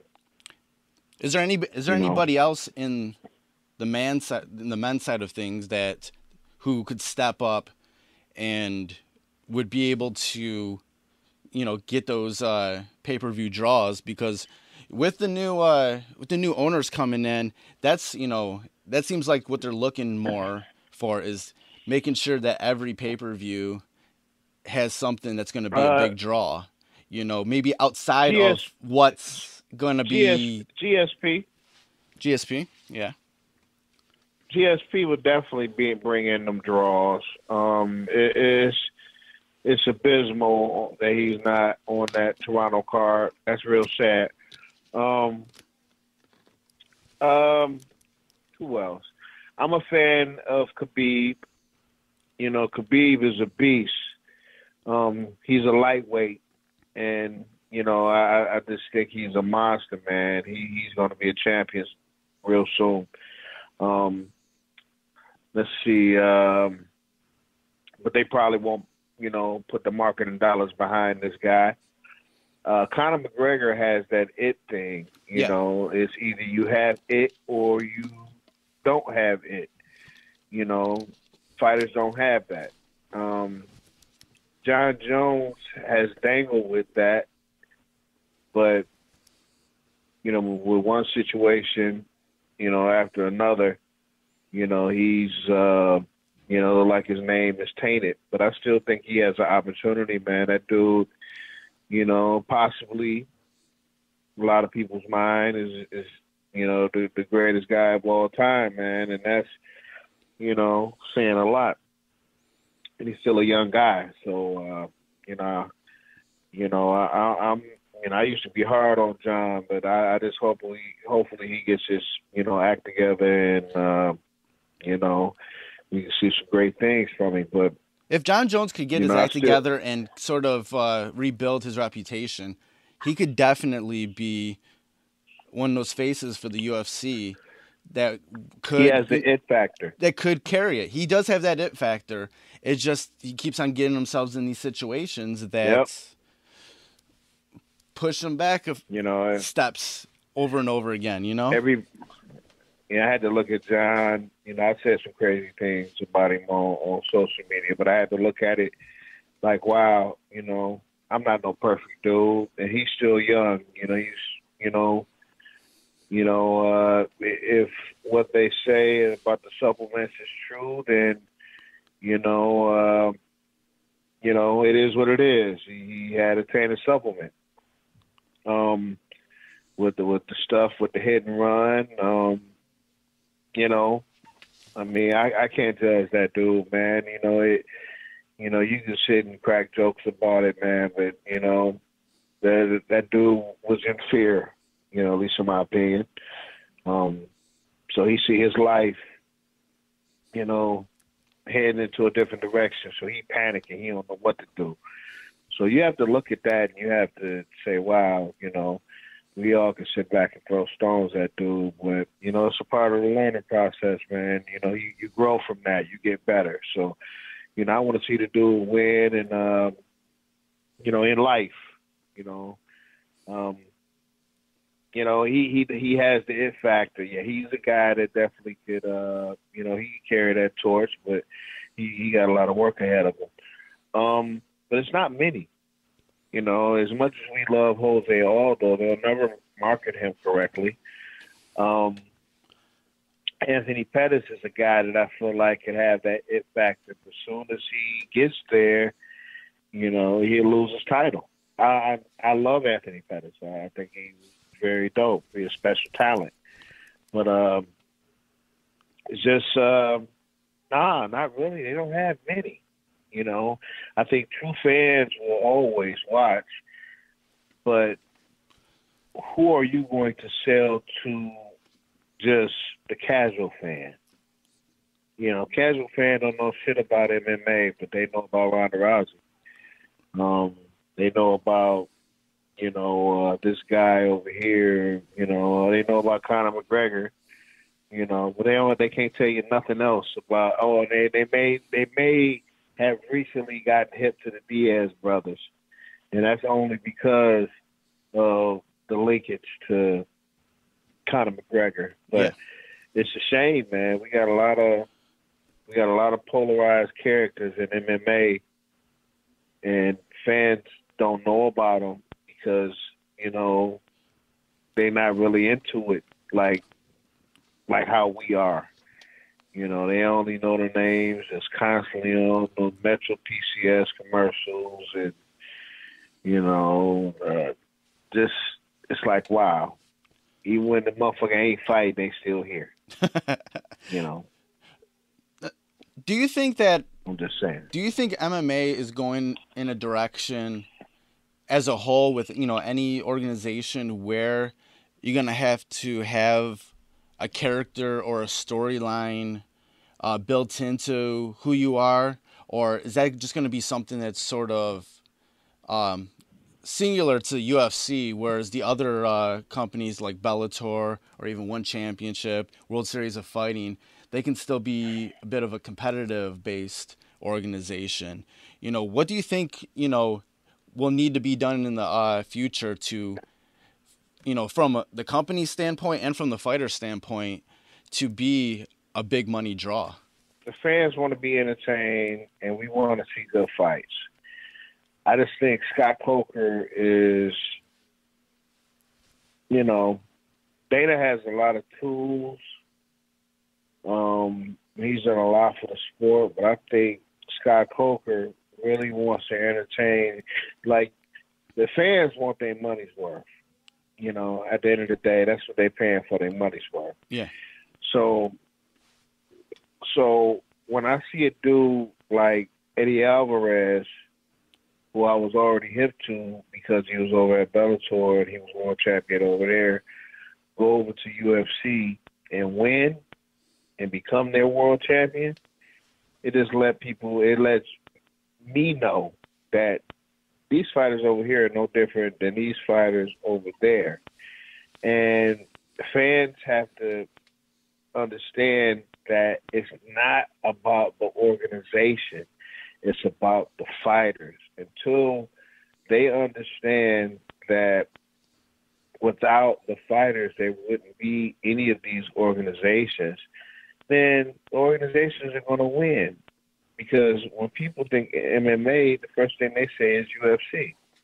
And I'm not one of those type people. You know, I'm knowledgeable about a lot of things, man. And, you know, I've seen both sides. And, you know, I mean, people can say whatever they want to say about Bellator, but, you know, I enjoy their shows. I see what's going on in the background. I love the new direction in the production. You know, Scott Coker, you know, was, for all intents and purposes, before the UFC bought Strikeforce, he was going neck and neck with them, man, with the cards that he was putting on when they was on Showtime. Yeah. You know, so Scott Coker knows what he's doing. He just has to let time play out. You know, these fighters ain't gonna be under contract with certain organizations forever. And, you know, if you want them in your organization, sometimes you gotta overpay people, man, to get what you want. And it's not going to look. I've always said, once a a key fighter leaves because they're tired of the politics and BS, and they can go somewhere else and get double the paycheck that they was already getting, plus bonuses, and they're one of the key figures of that organization. When your face is plastered on buses and cars and, any other thing you could think of, billboards, across the country, and you're at, the MTV Music Awards, and you're treated like, you feel like you're supposed to be treated and you're getting paid, fighters are starting to understand their worth. So that's why they test the market now, man. And I think Scott Coker, man, going to surprise some people with some signings is going to happen real soon. Do you think that, with this sort of star building thing that has happened with, with your Ronda Rouseys or your Conor McGregors, with these people that have been able to, go past the sport into pop culture and be sort of these sort of characters too that that your casual fan will likes and is being attracted to.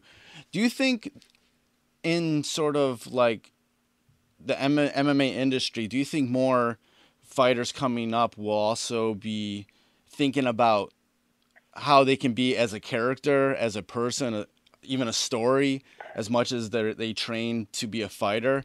Could you have these people have like promo teachers or shit like that, where they kind of borrow from the world of pro wrestling?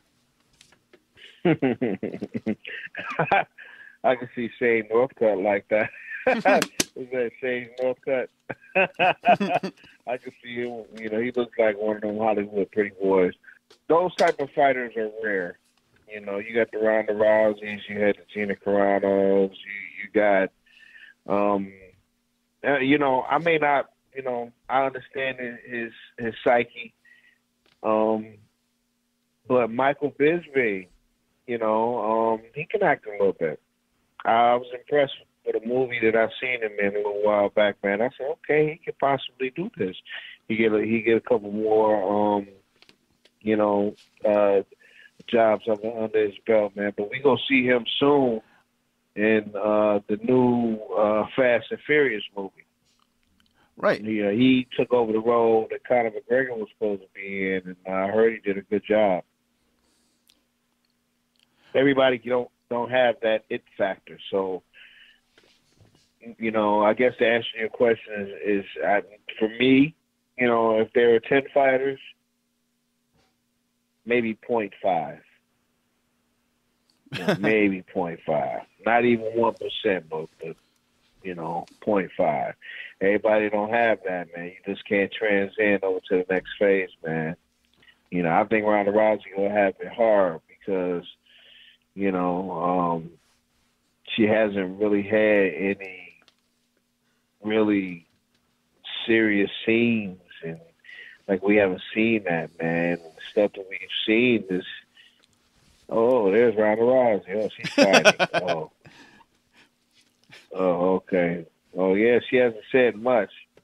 Ooh, no dialogue at all. Yeah, but she was in the movie, though. So, it don't take much to be in. What was the movie she was in based off the show that was on HBO? What's the name of that? Entourage? No. That was a show that was on HBO. Entourage. Yeah, it's Entourage. Yeah. Yeah, Entourage. Yeah, did you see her in that? She just was being herself. I'm like, man, okay, this, I get it. You in school, and you want to be a super actor, and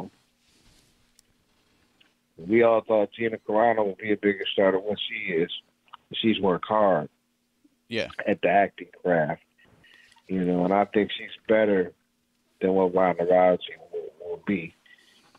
It takes time to really find yourself in this game, man, and she gonna fuck around and go straight to DVD. I'm just saying. Right. So I guess the answer is nah. Ain't gonna be a lot of people that be able to do stuff like that, man. You gotta. I think Luke Rockhold can do it. You know, Luke Rockhold has this air body. You know, you see him, it's like, oh yeah, I can see him doing some Hollywood shit because he, you know, that just the appeal that he has. Moving on to a different subject. Recently, Verdum really, came out publicly about the Reebok deal. Saying that he's more of a Nike guy, and with this sort of combined with, everything that, and we've talked about it before, everything going on with Georges St. Pierre. Do you think there might be something coming out where there might be a precedent shown where these fighters might be able to get around this Reebok deal at all and be able to? Nope, not at all. Reebok got to have a lot of power in order for them to pull off the shit that they pull. So it's only one other sponsor, and that's Monster Energy Drink. And generally, you got to be a champion or a former champion to even have that logo on your shit. Everybody don't have the Monster Energy Drink on their shit. You'll see it on John Jones. You'll see it on Daniel Cormier, Robbie Lawler. Yeah.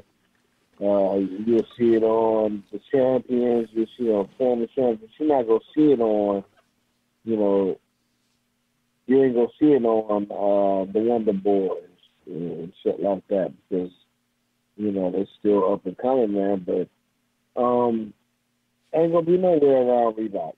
There's no way, and unless they do something that's unprecedented, I think they're going to stick to their guns when it comes to Reebok. Is there any way for these fighters to make any sponsorship money outside of this Reebok deal in any way? You got to think. Sponsors pay for their name to be plastered on your trunks or your tights so they can be seen in the pay-per-view. Yeah. Event. That's you're basically a walking billboard. And even when you're not training or even when you're not fighting, you're still sponsored by them. That's what I was saying before. Fighters get by a lot by their sponsorship in between fights, because you constantly using that money to make up for the money that would have been spent while you was training for these fights. So now you're paying back all that money. That's only going to leave you a little bit, especially after you paid your trainer's fee and then you paid the gym fee. It's a lot of shit you got to pay. Then bills add up. I'm pretty sure you're paying 2-3 months worth of bills. And I'm just speaking on for guys that get money on the low end. If it's somebody that's getting 6 figures or something like that, that's totally different. But I make more money than some of these dudes, monthly. So it's like, wow, man. And you would really think with the notoriety of these names that these guys will be really making serious bread. They not. It's like their promos better than their pockets are. Sad but true. That's unfortunate. Yeah, it is. What do you think? And I know we've talked about this before, but do you think are fighters going to be asking for more money just to compensate what they've lost in potential sponsorships, or for these lower fighters, do you think they're just screwed right now being a part of it? Lower fighters are screwed. If you're nobody and you have nothing to offer, you have no power to where you could. Georges St. Pierre if he was hypothetically cut from UFC, he go to any other organization. I guarantee you that organization is going to blow through the roof because he still has a fan base that's going to watch his fights. Right. Me being Joe Blow that got 25 win streak, but don't nobody know who the hell I am. why should they pay and they don't know who the hell I am? You know, now I can make them change their mind depending on what I'm doing. But if they don't know me, they're not going to spend that bread. So I guess the answer to that is, you know, if you have that power to do it, then yeah.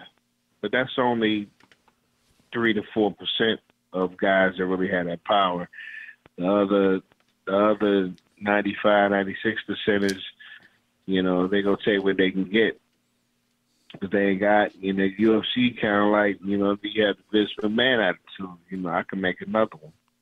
And they proven that they can.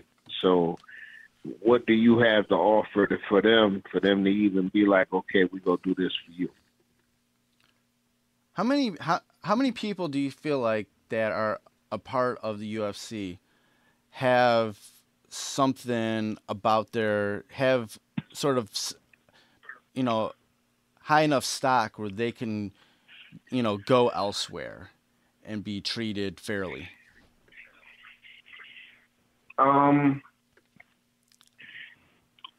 believe Roy Nelson will be a bigger. I mean, the UFC gave Roy Nelson a platform, but you know, if he was doing it Bellator, he would be a bigger star. I believe if Alistair Overeem was somewhere else, he would be a bigger star because he was already a known factor before the UFC.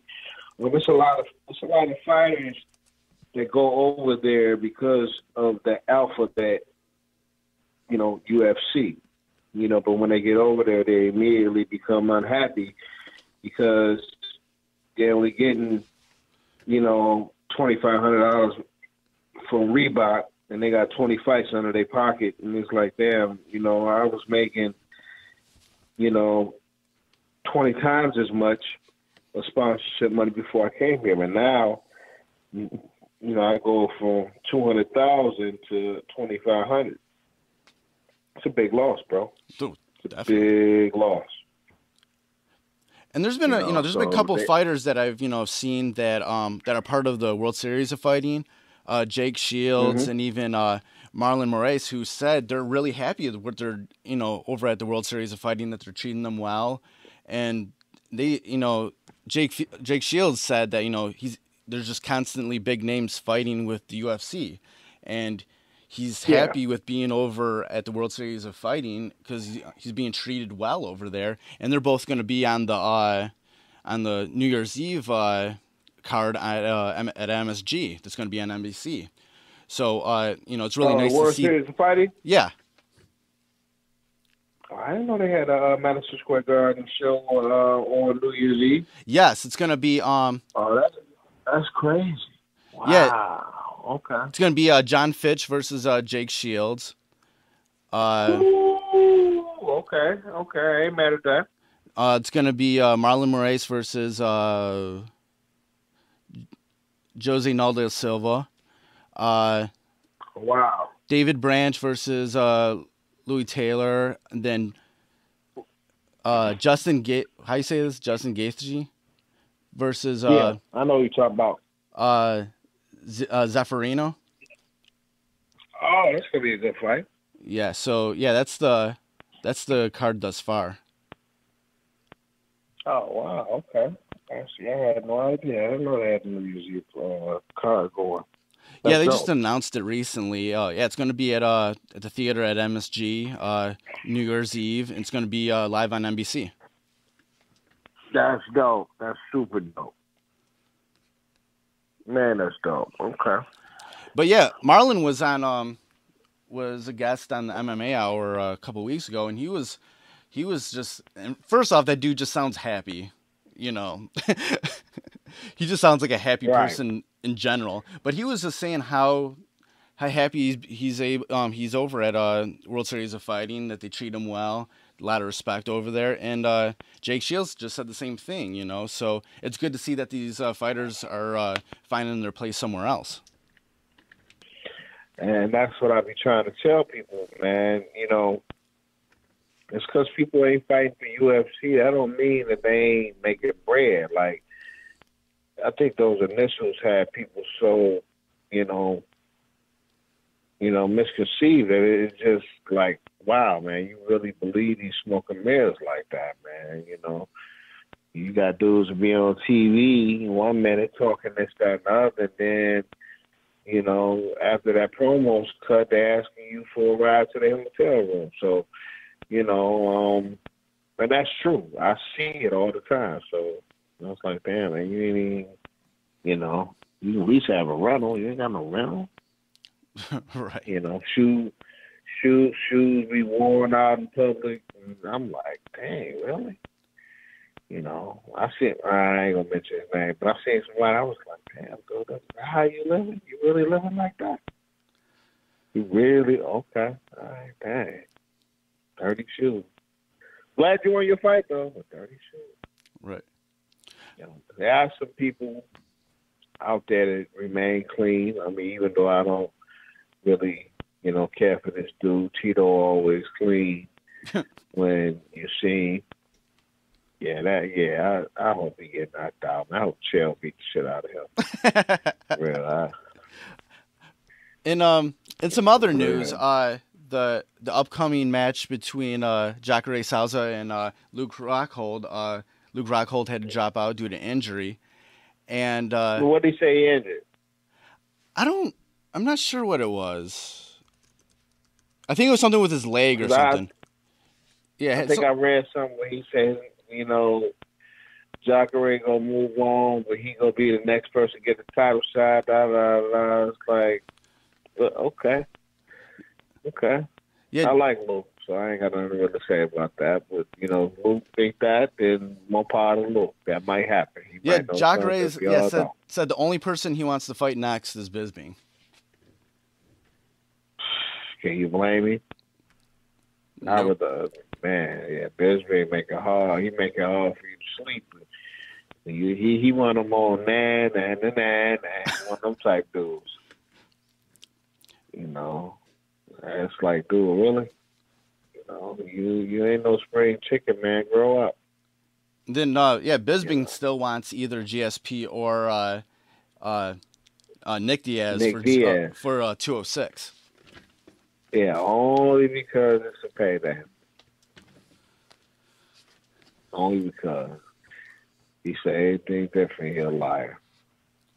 I'm sorry, but it's true. And I don't think anybody is gonna lie about it that they're looking for the payday these days. And like we were talking about no doubt. And like we were talking about last week, with Woodley, he's still voicing his opinions on how much shit he gets his way for trying to get the money fights, but when someone like Bisping goes for it, it's whatever. Everything is cool, and that's why it's hard to hate on him for how he feels, because the shit is real. You can't. Well, you suppose he can't have no feelings for that? Yeah, I would feel a certain way too if I was him. And that's just some lame duck ass shit. And how can you fault Woodley for wanting to go for the money fights when, for all intents and purposes, going forward, that's what the UFC is going to be gearing towards, is pay-per-view buys. So they're going to take the rankings in consideration, but not as much as in the past.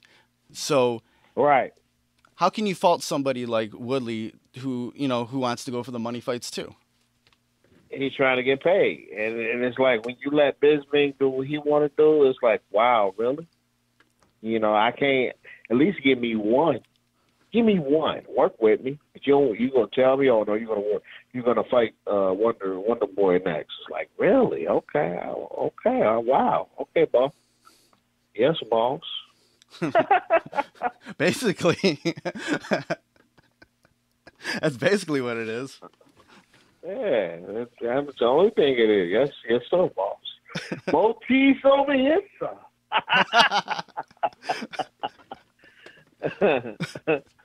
Like, wow, I was offended for him. Like, man, that's some bullshit, man. You let this dude, I'm a huge Dan Henderson fan. Don't get no bigger fan than Hendo, man. The dude was 13, 14. And that's who he defended his belt against first? Come on, son. Come on. Y'all wrong. You know, it is what it is, though. They gonna do what they gonna do, man. That's why, you know, my view is just a little different. I don't get caught up in the shit. I just try to watch the fights. Right. All right. This weekend we got after a few weekend breaks from MMA action, we got Bellator and we got UFC Fight Night. UFC Fight Night headlined by Dos Anjos versus Ferguson. Who do you have in that match? Tony Ferguson gonna beat the brakes off Dos Anjos.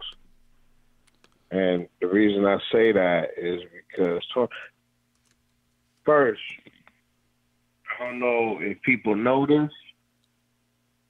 You know, he may not claim it, but Tony Ferguson is from Michigan. So our fighters, like when you from Michigan, you're a different breed anyway. But when, like, Tony Ferguson reminds me of what Matt Brown used to be. You could hit him, he'll absorb your punch, and then he giving you 3, 4, 5.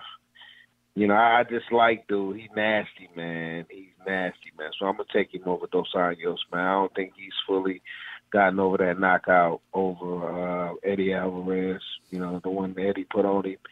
You know, so I think he's gonna suffer. You know, second, third round knockout. It's gonna happen though. Tony Ferguson with the win. Is there anything else, any other fights on that card that you're looking forward to? Who's all on the card? Aside from that, you got Sanchez versus Held. Sanchez. Diego? Yeah, Diego Sanchez versus Marcin Held. You know what? I'm going to rock with the OG.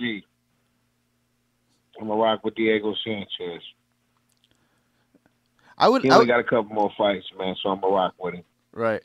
I can just assume that Sanchez is the favorite because the UFC website doesn't have a picture of Held on the site. Oh, wow, yeah. Yeah, see? That'd be that bullshit. Okay. And then also on the card, you got Lamas versus Oliveira. The Cowboy?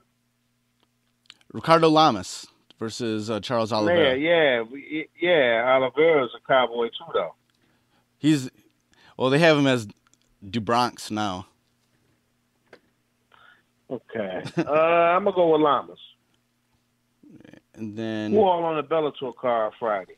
Bellator, we have on Bellator, it's headlined by Phil Davis versus McGregor. Both dudes was very respectful when I met them. But I hung out with Liam. So I'm gonna roll with the champ. He's a real cool dude, and I fucks with Liam, man. But I'm still a little salty with the whole Phil Davis, King Mo fight, man. I think Mo beat him, as most people do. But they gave him the victory, and that's why he's getting this shot. So I think Liam go ahead and beat him, and yeah, it is what it is. Yeah, Liam's still undefeated, 11-0. Yep. And cool dude too. Then we got Awad versus Brennan Ward. You say who going against Brendan Ward? Saad Awad. Oh, I like Saad Awad, man. Saad Awad is cool. He's a cool dude. Yeah, he follows me on Facebook too. And Brendan Ward, he's a tough dude. I'm gonna go with Saad Awad. Yeah, to close out this week's podcast, tell everybody where they can find you online. All right, people, you can look me up at Twitter /Vstylez. You can hit me up on Facebook at facebook.com /official Vstylez. If you want my regular page, you can just hit me with the facebook.com /Vstylez. The same thing with Instagram. Instagram.com /Vstylez with a Z, VSTYLEZ. That's about it, though. Cool. It's been great talking to you like always. See you next week. My man. Peace. Fresh is the word.